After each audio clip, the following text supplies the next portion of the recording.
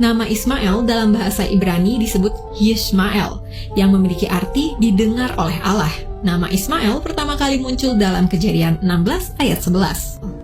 Allah menjanjikan Abraham menjadi bapa sejumlah bangsa besar, menganugerahi anak cucu yang banyak, dan akan muncul raja-raja dari keturunannya.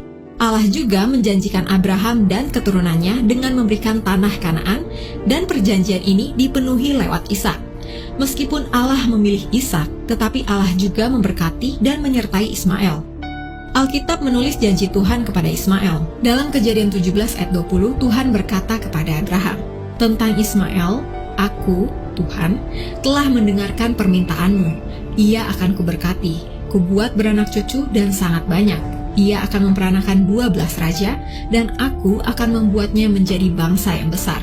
Lalu Kejadian 21 ayat 13, "Tetapi keturunan dari hambamu itu juga akan kubuat menjadi suatu bangsa, karena ia pun anakmu." Meskipun menerima janji berkat dari Tuhan, namun Ismail bukanlah anak perjanjian.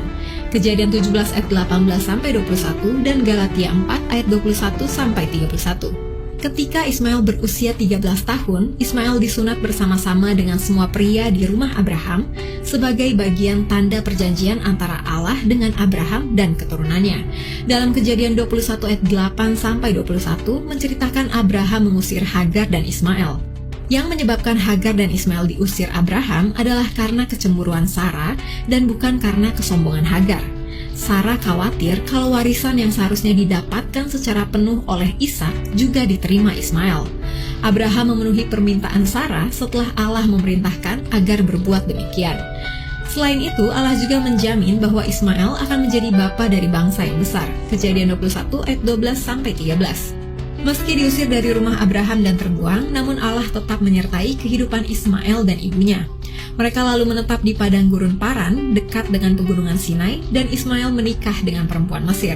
Di sana Ismail bekerja sebagai seorang pemburu atau pemanah. Kejadian 21 ayat 20. Ismail wafat di usianya yang ke-137 tahun dalam Kejadian 25 ayat 17. Dalam hidupnya, Ismail mempunyai 12 putra yang kemudian menjadi 12 orang raja, masing-masing dengan sukunya mendiami daerah dari Hawilah sampai Syur, yang letaknya di sebelah timur Mesir ke arah Asyur. Mereka menetap berhadapan dengan semua saudara mereka.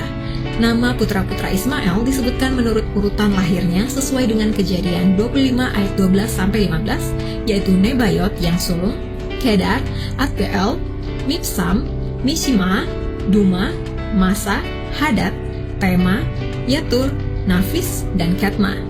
Sebutan keledai liar begitu dekat dengan Ismail yang tercantum dalam Kejadian 16 ayat 12, seorang laki-laki yang lakunya seperti keledai liar.